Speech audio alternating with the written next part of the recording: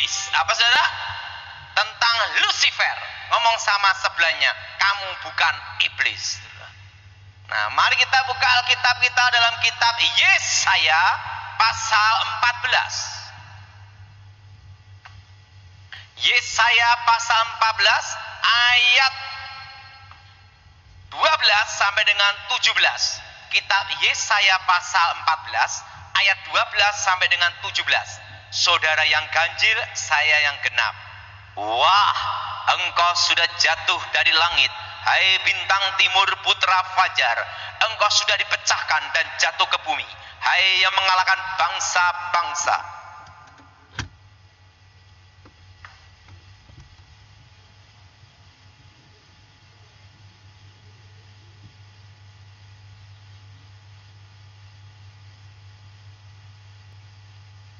Aku hendak naik mengatasi ketinggian awan-awan, hendak menyamai yang maha tinggi.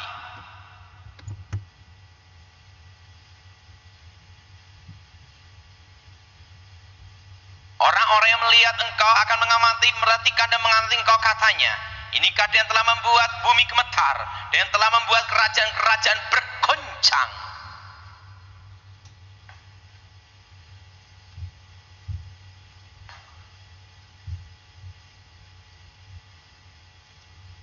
Saya mau tanya, siapa yang pernah baca dalam Alkitab tertulis kata Lucifer? Angkat tangan.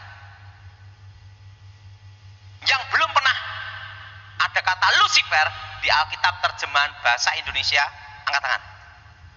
Nah, yang bingung, angkat tangan. Ya. Kata Lucifer itu dalam bahasa Inggris Alkitab King James. Apa saudara? King apa saudara?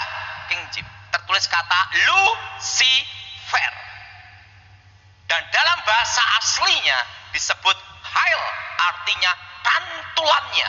Apa saudara? Artinya apa? Artinya apa? Pantulannya. Dan secara astronomi disebut namanya planet Venus. Bukannya saya berkata Lucifer ada di planet Venus, kurang kerjaan. Tapi untuk menggambarkan suatu bintang yang bercahaya melebihi bintang-bintang yang lain. Dan di dalam terjemahan bahasa Indonesia baru tertulis kata bintang timur putra fajar. Jelas saudara? Jelas? Jelas? Jadi kata Lucifer itu dalam versi King James. Terjemahan King James bahasa Inggris. Nah, kebetulan saya bahasa Inggris tidak bisa, taunya hanya satu, I love you. Nah, saudara, jadi kata Lucifer itu dalam terjemahan bahasa Inggris versi apa saudara? King James. Nah, bintang timur putra fajar. Sebelum Allah menciptakan manusia, yang paling awal Tuhan menciptakan malaikat. Malaikat yang diciptakan Tuhan itu berlaksa-laksa, beribu-ribu laksa, berpuluh-puluh ribu laksa, berlaksa-laksa. Kalau mau tahu jumlahnya, tanya Tuhan sendiri. Bayangin, berlaksa, satu laksa itu 10.000. Berlaksa-laksa, beribu-ribu laksa, berpuluh-puluh ribu laksa, berlaksa-laksa.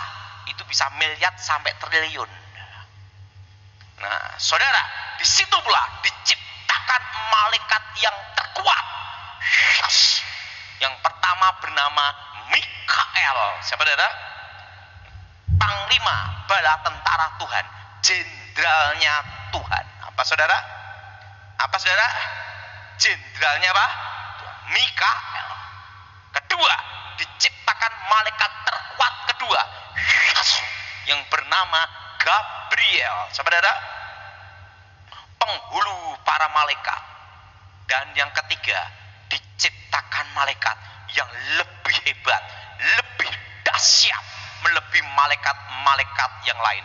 Malaikat ketiga diciptakan dengan pantulan Tuhan sendiri, yang bernama Lucifer. Nah, saudara, Lucifer ini adalah malaikat yang disayang Tuhan, membawai sepertiga malaikat. Berapa saudara? Dan Lucifer ini adalah pemimpin pujian, penyembahan kepada Allah. Dan Lucifer ini dekat dengan tahta Tuhan. Dan Lucifer ini tahu banyak rahasia tentang Tuhan. Karena Lucifer dekat dengan Tuhan. Kalau kita dekat dengan Tuhan, secara otomatis kita tahu kehendak dan rencana Tuhan. Betul? Karena tahu banyak rahasia tentang Tuhan, tahu tentang Tuhan, Lucifer ingin menjadi Tuhan. Perlu saudara tahu, seorang pencipta pasti tahu kelemahan ciptaannya. Seorang guru tidak akan memberikan muridnya 100%, maksimal 75%. Jaga-jaga, murid murtad sikat pakai ilmu pamungkas. Betul? Nah, Lucifer karena tahu banyak rahasia tentang Tuhan, Lucifer ingin menjadi Tuhan. Lucifer merencanakan, ini semua merencanakan. Apa saudara? Apa saudara?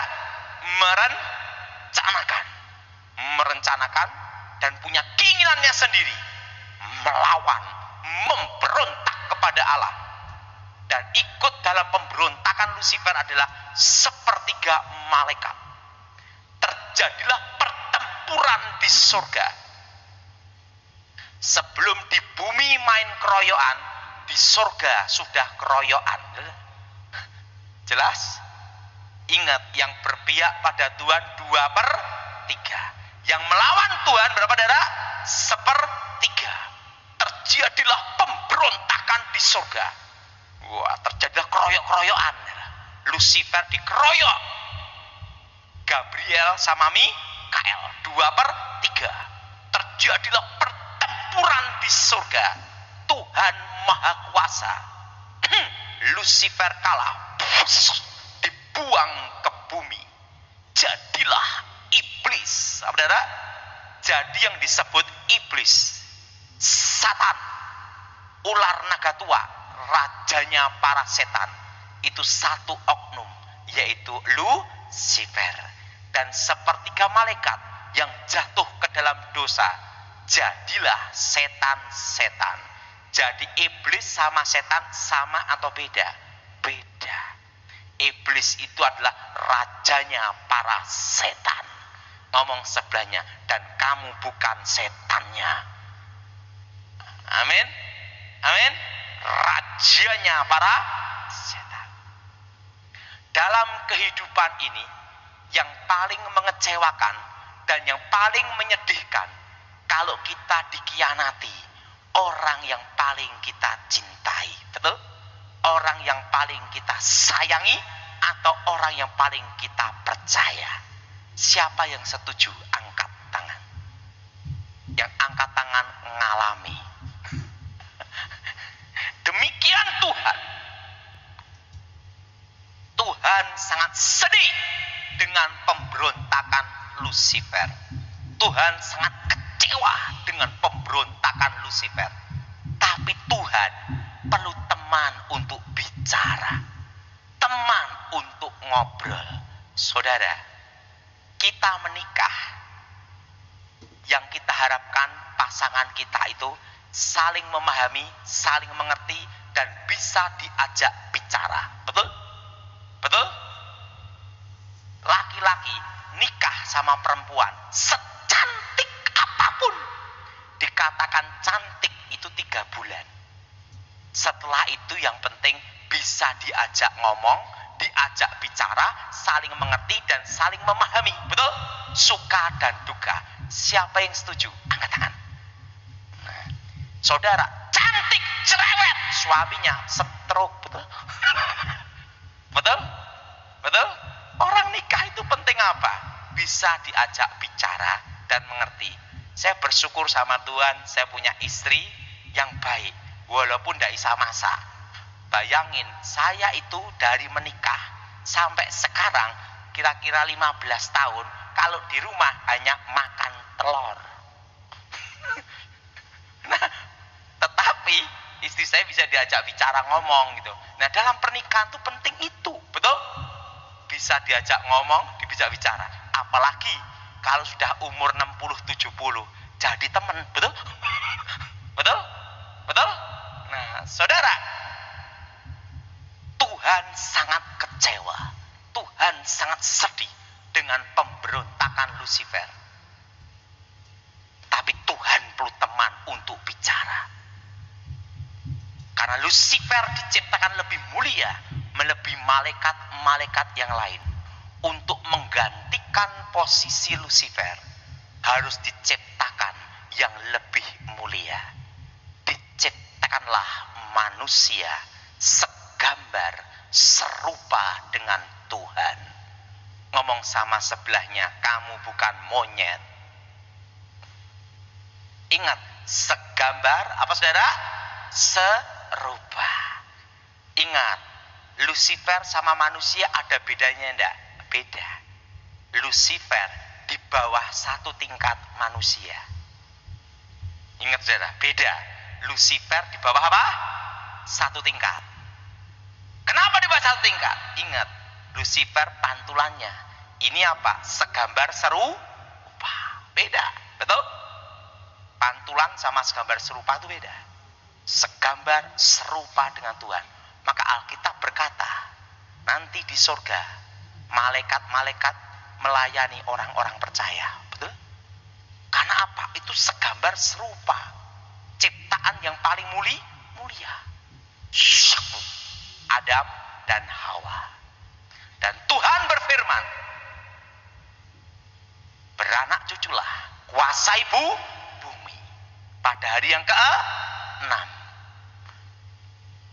Buah-buahan, masih biji-biji ini boleh engkau makan, kecuali buah pengetahuan baik dan yang jahat.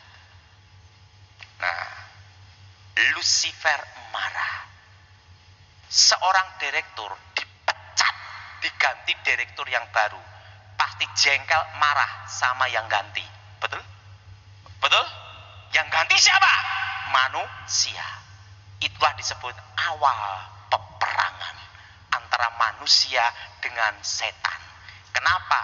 Karena posisinya diganti. Makanya setan itu selalu goda manusia, tidak goda kebo. Ngomong sebelahnya, kamu bukan kebo. Jelas? Jelas? Ya, kan tidak ada setan goda kebo. Tidak ada. Selalu goda Karena apa? Karena posisinya diganti. Lucifer marah. Dia pakai ular. Seorang penipu pasti lebih pandai satu tingkat dengan yang ditipu. Buktinya bisa ketipu. Betul? Betul? Lucifer pakai ular. Kalau engkau makan buah itu, engkau jadi seperti Allah. Tahu yang baik, tahu yang jahat. Hawa menemui Adam. Kalau engkau makan buah itu, kau tahu yang baik, tahu yang jahat. Adam dan Hawa jatuh ke dalam dosa. Dosa yang sama dengan cara berbeda. Ingin menjadi Allah. Yang jadi pertanyaan, kenapa manusia diampuni, setan tidak? Betul? Karena yang protes ini manusia. Tuhan kan adil. Karena waktu saya seminar, yang tanya manusia. Tuhan itu kan adil. Kenapa manusia diampuni, setan tidak? Betul? Untuk percaya Yesus, setan juga percaya. Menyembah Yesus, setan juga menyembah. Tapi setan tidak diampuni. Kan tidak ada tertulis, setan rame-rame bertobat, tidak ada. Ingat, Lucifer melawan Tuhan, mengkudeta Tuhan, merencanakan pemberontakan dari dirinya sendiri. Melawan, memberontak, merencanakan, mengkudeta Tuhan. Beda dengan manusia. Manusia tidak merencanakan pemberontakan. Tidak ada keinginan melawan Tuhan. Kasus pembunuhan pembunuhan berencana, maksimal mati, minimal seumur hidup. Betul? Pembunuhan tidak berencana, ada keringanan. Betul? Apalagi kalau yang bunuh orang gila, bebas. Karena hakim tidak bisa ngadili orang gila. Kalau hakim bisa ngadili orang gila, berarti hakimnya. Nah, saudara, ingat, manusia tidak merencanakan pemberontakan. Maka manusia diberi kesempatan pengampunan di dalam Yesus Kristus. Saudara, pada waktu manusia jatuh dalam dosa, langsung manusia di bawah kuasa dosa. Artinya apa? Di bawah satu tingkat Lucifer. Kehilangan kemuliaan. Jelas?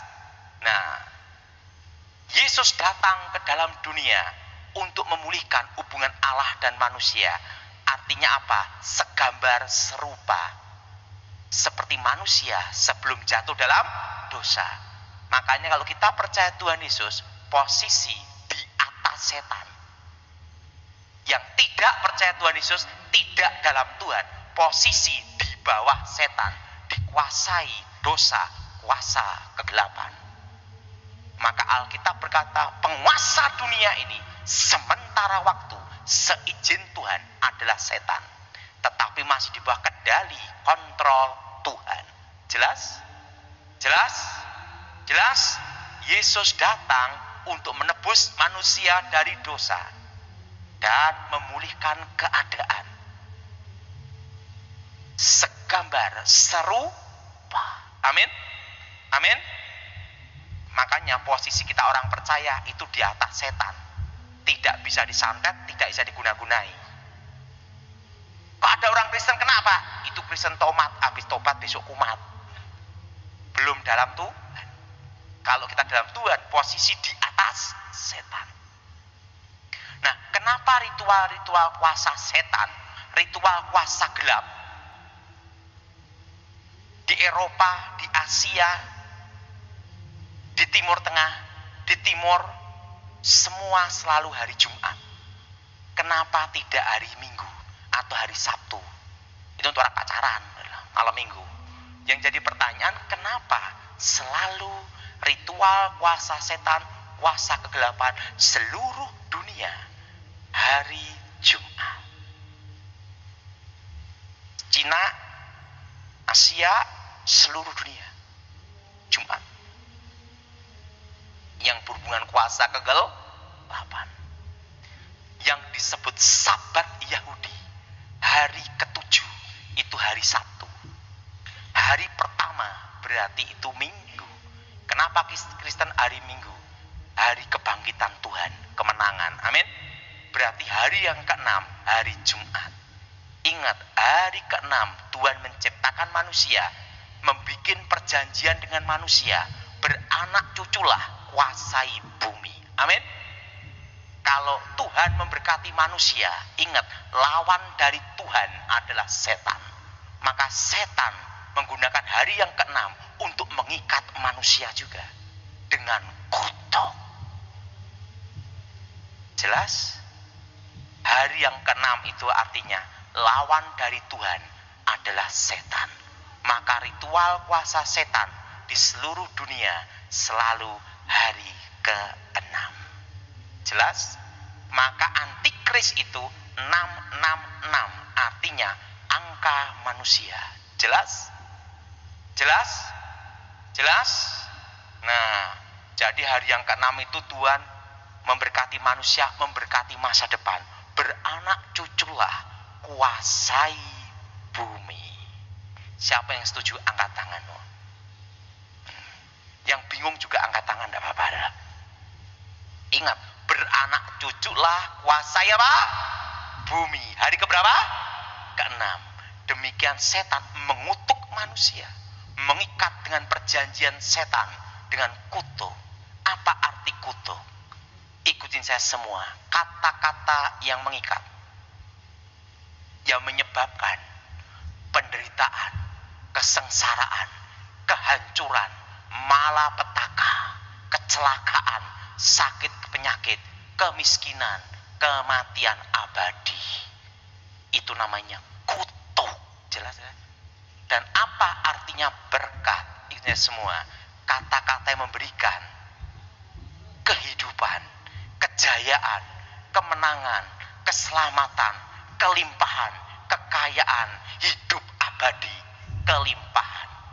Itu berkat. Jadi lawan dari kutuk adalah berkat. Lawan dari berkat adalah kutuk. Jelas? Makanya ritual puasa gelap di seluruh dunia pasti hari Jumat, malam Jumat, maka terkenal namanya malam Jumat Kliwon. Jelas? Jelas? Itu di Indonesia. Kalau di Eropa ya tetap hari Jumat juga, malam Jumat. Tetap. Sampai ada filmnya The Friday kan ya. Karena apa? Itu adalah artinya lawan dari Tuhan adalah setan. Tuhan mengikat menjadi manusia dengan berkat, setan mengikat manusia dengan kutuk hari ke-6 juga. Makanya puncak ritual puasa gelap seluruh dunia itu selalu hari ke-6. Jelas? Nah, yang jadi pertanyaan, siapakah yang bisa mengalahkan Lucifer? Karena malaikat terkuat. Yang pertama adalah Tuhan Yesus sendiri. Apa saudara? Apa saudara? Tuhan Yesus sendiri. Apa saudara? Apa saudara? Tuhan Yesus sendiri. Karena Tuhan Yesus adalah Allah yang menjadi manusia. Amin. Kedua, dikeroyok malaikat. Untuk mengalahkan Lucifer, malaikat harus mengkeroyok. Ingat di kitab Daniel. Daniel berdoa minta kepada Allah. Tuhan mengutus Gabriel. Di tengah jalan disabotase Lucifer. Gabriel kewalahan menghadapi Lucifer. Minta bantuan Mikael. Mikael turun dari surga. Gabriel dan Mikael mengkeroyok rame-rame Lucifer. Kenapa harus dikeroyok? Karena kalau menghadapi Lucifer sendiri, Mikael bingung, betul?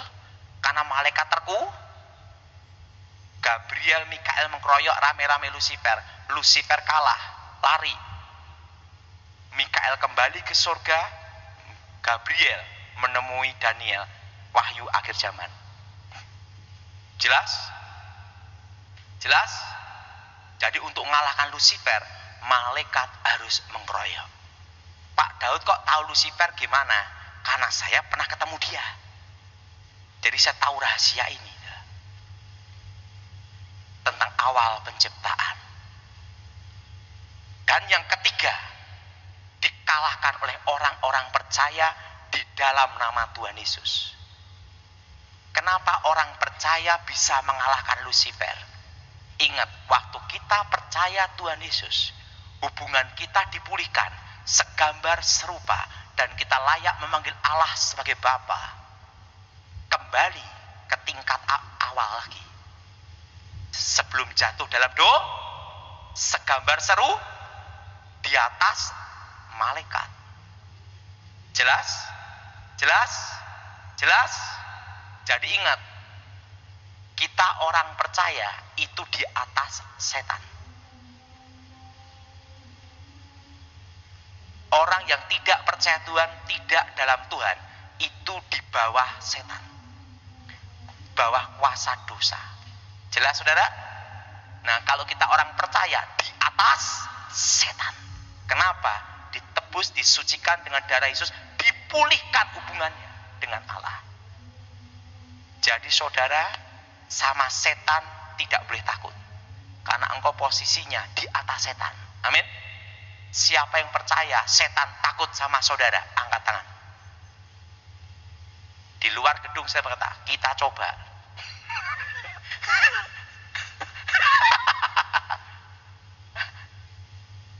Kota lihat aja takut, gimana ngadapi Lucifer? Harus berani. Roh yang ada dalam diri kita lebih. Jadi ingat, waktu kita ditebus, disucikan dengan darah Yesus, itu kembali ke awal lagi. Awal pemulihan. hubungan antara Allah dan manusia. Segambar seru, diciptakan lebih mulia. Maka Alkitab berkata apa? Waktu kita bertobat adalah ciptaan baru. Jelas? Jelas? Jelas?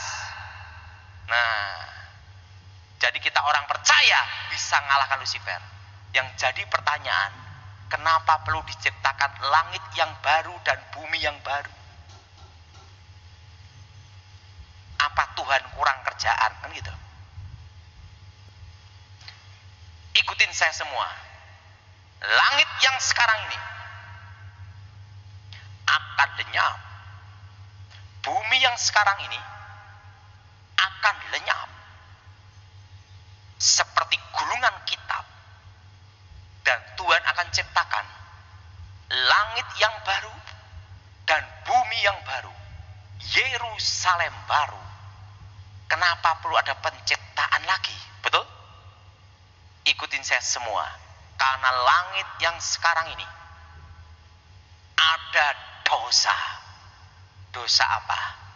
Pemberontakan Lucifer. Jelas? Ikutin saya semua. Bumi yang sekarang ini ada dosa. Dosa apa? Pemberontakan manusia. Ingin menjadi Allah. Maka perlu penciptaan lagi. Karena Tuhan itu kudus, tanpa noda, tanpa celah, tanpa maka perlu diciptakan langit yang baru, bumi yang baru, Yerusalem baru. Jadi saudara sekarang mengerti kenapa ritual kuasa gelap seluruh dunia hari Jumat. Jelas? Lawan dari Tuhan adalah setan. Jelas tidak?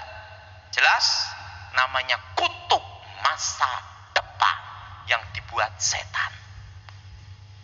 Saudara, nah banyak sekali kasus kerasukan itu ngakunya Lucifer. Padahal bukan Lucifer. Nah kalau Lucifer itu cirinya gimana? Nah ini cirinya. Sebelum saya bertobat, saya diajar sama kakek nenek saya. Kakek saya itu tokoh aliran putih namanya Sapuangin. Terkenal dengan ilmu saipi angin pindah tempat. Dan terkenal dengan ilmu kebal, aji lembus kilan, tebak dor sejengkal. Dan terkenal dengan ilmu panglimunan, ting menghilang. Kakek saya itu ilmu putih, nenek saya ilmu hitam. Lahirlah saya abu-abu. Nah nenek saya terkenal dengan ilmu santetnya, setan kobaran api setan, pembunuh tercepat, pembunuh tercepat, pembunuh senyap, silent killer. Dan dia kalau bunuh orang jantung berhenti, 5 menit pasti berhenti. Siapapun orangnya. Nah, saya belajar dari mereka sejak usia 9 tahun. Dan semua ilmu yang saya pelajari itu dari mereka.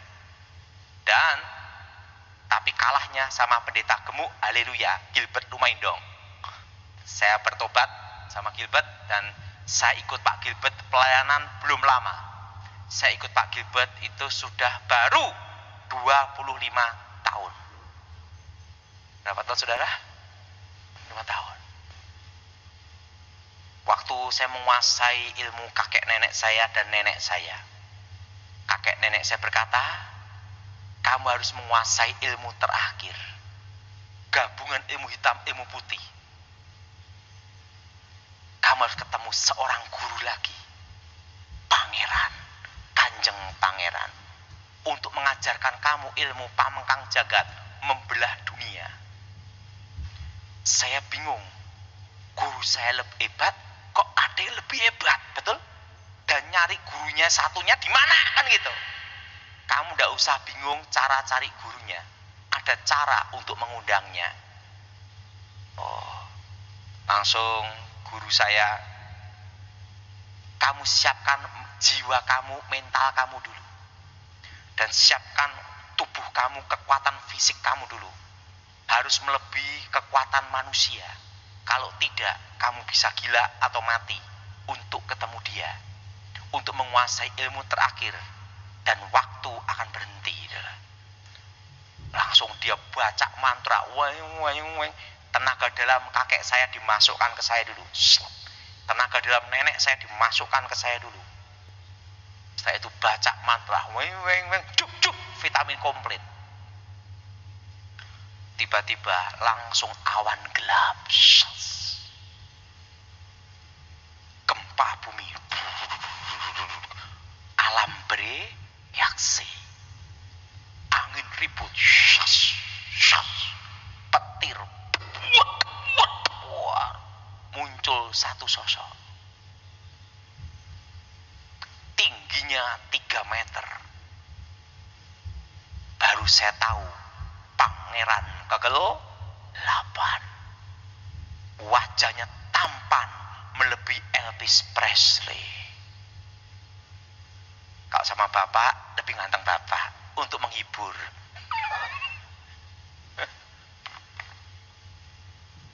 Tingginya 3 meter, rambutnya silver perak, dan model ininya tatahan es, tembus pandang transparan,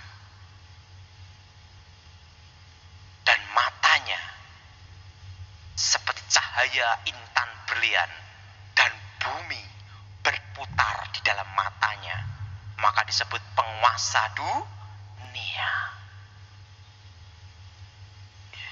Bajunya berkilauan seperti perak, ada ikat pinggangnya juga gini, dan sepatunya tidak bisa saya lupa seumur hidup saya. Bukan pakai dari kulit sapi, beda. Modelnya kasut seperti ini, seret gini, terbuat dari emas murni. Hermes kalah.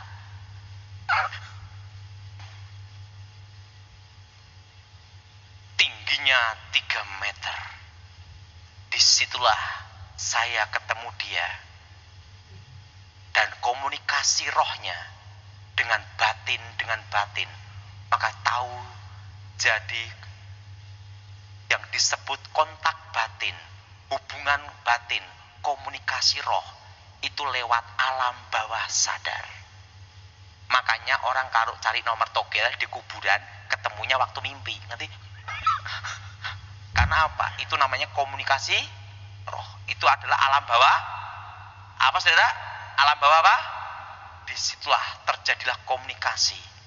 Disitulah dari otak alam bawah sadar saya, pertama 3 hari, dilanjutkan 4 hari, jadi 7 hari, 7 malam untuk transfer pengetahuan. Makanya waktu saya ketemu dia, pengetahuan rahasia kegelapan ada di sini. Nah, disitulah saya ketemu. Baru saya sadar, setelah saya bertobat, itulah Lucifer. Dia berkenal apa? Pangeran Kegelapan. Nah, makanya saudara, setelah saya bertobat, kalah sama Gilbert, gila 1 tahun. Saya tahu itu ada rencana Tuhan juga, supaya memori saya tentang rahasia kegelapan itu terhapus. Saya hanya ingat 5% aja.